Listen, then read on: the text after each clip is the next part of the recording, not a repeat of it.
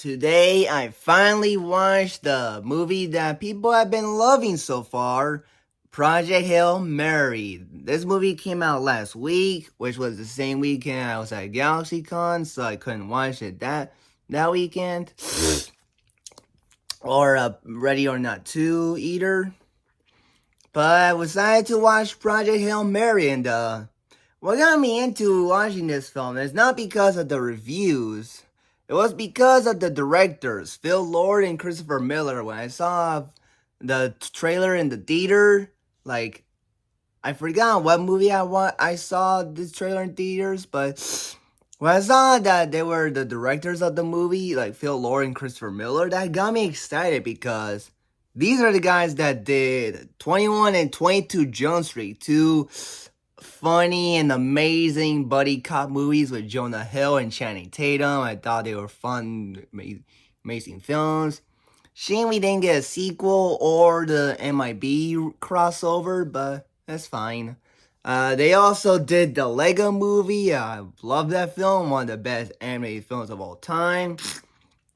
And they're also the producers behind the Spider-Verse movies, which are peak Spider-Man, obviously. There's no doubt about that. And they're also producers on the Spider-Nora, which comes out in 2 months.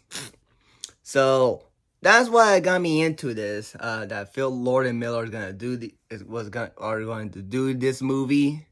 And I thought the trailer visually looked very intriguing, exciting for that is a space adventure movie. Seemed like, and I'll be honest, even before the reviews dropped, I kind of predicted this would be like the centers of, or like the Top Gun Maverick of 2026, where it'd be like the movie that people will be super excited about, and when it comes out, it will probably be will be considered as like the best film of the year so far.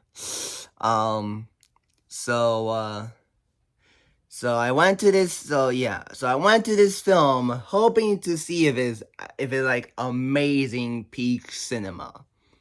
So after seeing the movie, is it that? Yeah, so far, I really thought this movie was really good. I really enjoyed the film. I thought it was a very emotional, but also very fun, and also very wonderful space adventure. And a true cinematic experience. It's one of those, it's a movie that tells you why going to the theater makes for an awesome experience. Like with Avengers Endgame, Spider-Man No Way Home, Deadpool and Wolverine, and Godzilla minus one. Movies that when you see them in theaters for the first time, you feel like these are movies that you had to see in theaters. Like some movies you can just watch it in TV and it would make no difference, but with this movie and the ones I mentioned, going to theaters is it will go watching this movie at home would not feel the same. That's what, like I did not get to watch Sinners on theaters, and after watching it on TV several times, every time I watch it on TV, I first watched it in October for Halloween, and I kind of regret that I didn't go to theaters. And there were some movies that were older than that even before I was born, like Pulp Fiction. Like, man, I wish I could watch this in theaters, or like Terminator 2 or The Matrix. Like movies that, even though they were great to watch on TV, it would have been a greater experience to experience them in theaters. And I'm telling you that Project Hail Mary is a movie that if you don't see it on release, you'll regret it, because this movie makes for an amazing theater experience. Because visually, the film looks amazing from the space. Every time you see like the space visuals, and of course the ship, the Hail Mary, it looks incredible. The spacesuit, the red spacesuit that Dr. Grace wears is incredible. I like the red on it. I thought the alien Rocky's design looks really neat. I really thought some of the sequences that were very amazing with amazing red lights. And also like some of this montages, and it has some great visuals, especially with scene moments where like Grace is floating in space with the space suit. And of course like when they go to orbit, and like in the third act, like there's a lot of scenes in space that is visually looks amazing. It's a very great movie. And I thought Ryan Gosling is a very great actor in the movie. I thought he was giving an awesome performance. I really thought his character was had some great development, and where he is like the school teacher that is told to do a mission in space, but didn't know how to do it and didn't want to do it, but decided to do it and felt like he had to do it and did it for the best.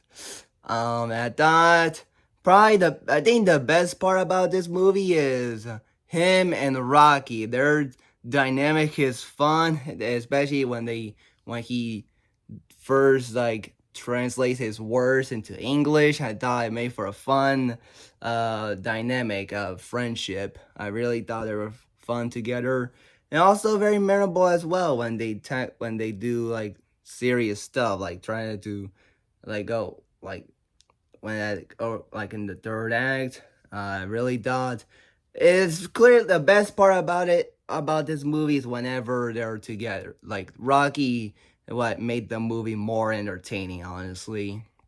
I really thought the Rocky reference was very cool, especially when Gray's named his mate Adrian. I thought it was very cool.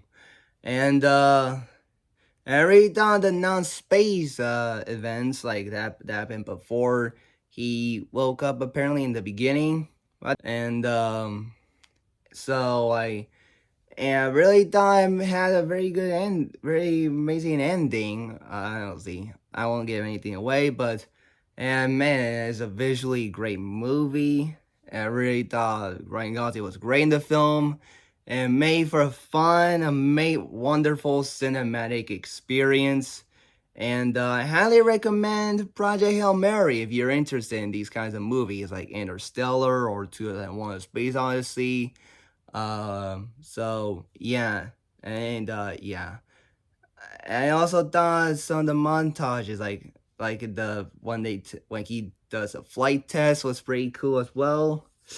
Yeah, it's a very great movie. So yeah, I highly recommend Project Hail Mary. It did live up to the hype. So yeah, let me know your comments below, your thoughts on Project Hail Mary in the comments below, and peace out, bye, and see you for another big video.